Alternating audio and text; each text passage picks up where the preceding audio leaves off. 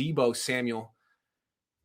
Jesse, do you think he's lost leverage over the course of this offseason? Yeah, I would say so, Grant. You know what's interesting is I remember going into the offseason and I was big on saying that they should be the first ones, if they can get it done, to sign Deebo Samuel, get out ahead of the Cups, the AJ Browns, the Metcalfs, and all those guys. But to be real with you, as the offseason has gone and some of the contracts, the way that they worked out, really not that worried. Like, I feel like he had a number in mind and probably still does, but I've got to imagine that that number's probably dropped a little bit, right? You look at AJ Brown's contract, it was something like, I think it was 57 million guaranteed, which is probably less than what Deebo Samuel expects. And then you look at the contract from Cooper Kupp, 5 years, 110 million. So the overall money isn't as high as what you would expect. Now, he did get some very good guaranteed money as a part of this extension, 75 million, more than any of the other guys.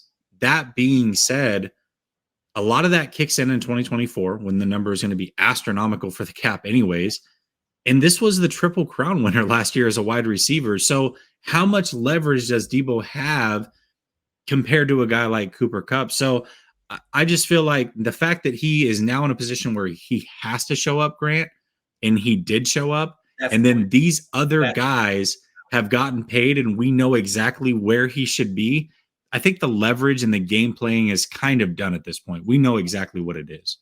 When he showed up to minicamp, I think that showed that he wasn't feeling very strong in his position. And then when Trent Williams said, look, it's not my place to reach out to Deebo, but if he wants to talk to me, he can. And he has, and I've talked to him.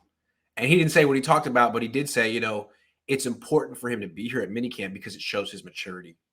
And if you think about it, no one's ever questioned that with Trent Williams. Like Trent Williams never, threw subliminal shots at anyone on social media. Trent Williams never got into it with media members. In fact, last year we voted him the best person on the team with the media. Mm-hmm. He won that award. So he's very savvy. And I think what he would probably tell Deebo is, look, man, I know you're trying to go hard here and advocate for yourself, but look at the perception you're creating of yourself. People are now questioning your maturity. I know you. I know you're mature, but now you got to show up to minicamp and show it. And so I think some of the tactics that Deebo used this offseason may have backfired, rightfully or not. But now he has to come out and show like, hey, I'm a mature adult. You don't have to worry about giving me money. I just have a business dispute with the 49ers. And it's like, well, yeah, that's probably what you should have done the whole time and just left this in the hand of your agents like Cooper Kupp did and AJ Brown did. Yeah, and this is what's crazy because I think on the field, if you were to ask about Deebo Samuel and DK Metcalf, you would think DK Metcalf would be the one that would be playing this very immaturely, and he really hasn't, right? Deebo Samuel has by surprise a little bit. And so it's kind of interesting to see the West Pacific Lunch Hour show. That's good. Stephen Moss is in Australia. Shout out, Stephen. Love nice. You, that's perfect. Good. I like it.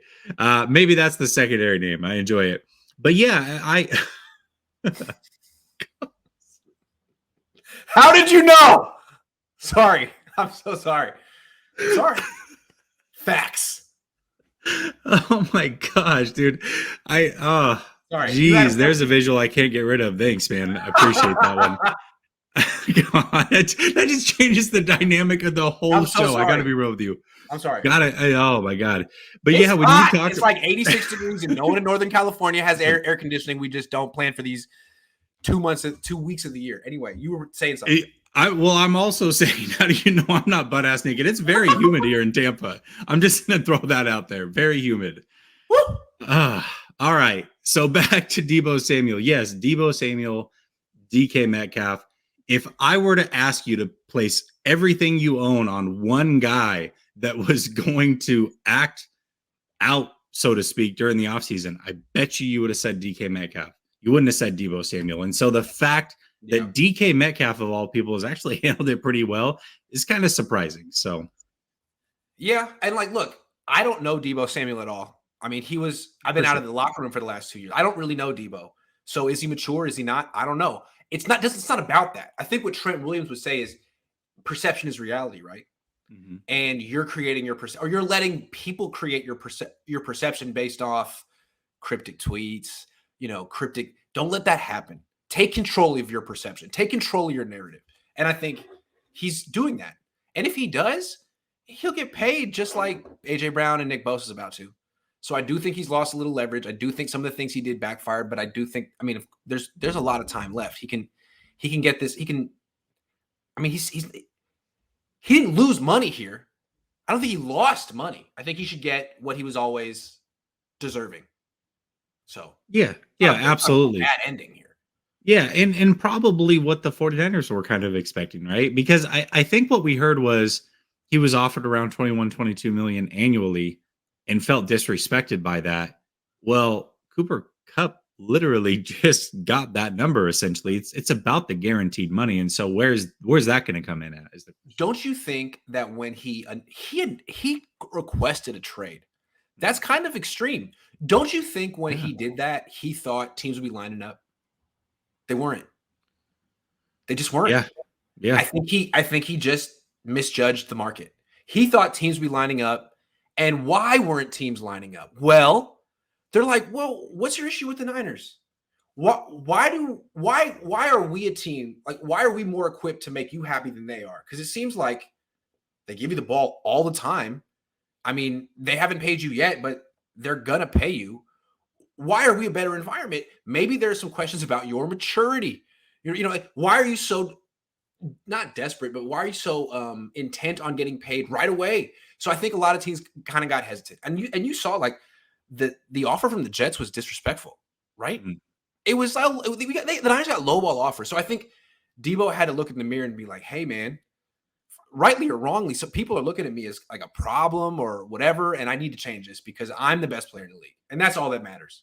That's what needs to matter. So if I need to act a certain way, I'll do it. And I think that's what he's doing right now. As smart, because a lot of money's on the line and you should be getting the Nick Bosa money. Because all Nick Bosa's doing is just being quiet and he's going to get the money.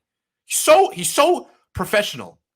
I guess he's not when he was younger, his social media wasn't so professional, but now he just is really quiet, right? That's what he does. Yeah. So I also, to be fair, and I said this very early on, Grant, that I thought Bosa would really bet on himself and wouldn't care to get paid until next offseason. Remember, he's got an extra year on his contract that Deebo Samuel does not. Right. And so with that being said, also he comes from money and he comes from a family that knows how to play this game right. It was interesting to hear that they hadn't even started contract negotiations, which is exactly what I expected to be real. That's what Joey did with the Chargers too. He waited until after year 4. So yeah, yep. That's to be expected. Yep. Ivan Tina says, how many quarterbacks can a team carry on the 53-man roster? If it's 3 and I'm not mistaken, Purdy, Sudfeld, and Lance have guaranteed money. Does Purdy have guaranteed money? Maybe like guaranteed 400,000. Yeah, it's not a Jimmy, lot. Who's the odd man out? It should be Sudfeld, but he has guaranteed money.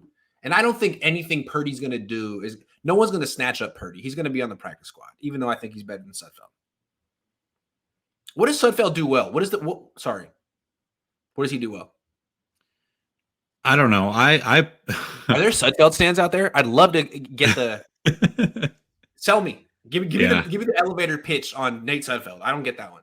Yeah. Well, here I'll say this. I think the reason that he's around is a lot of you're looking at on-field things, right? And Sudfeld's clearly that's not his strength, but it does sound like he is very intelligent and can kind of be an extra coach type of deal.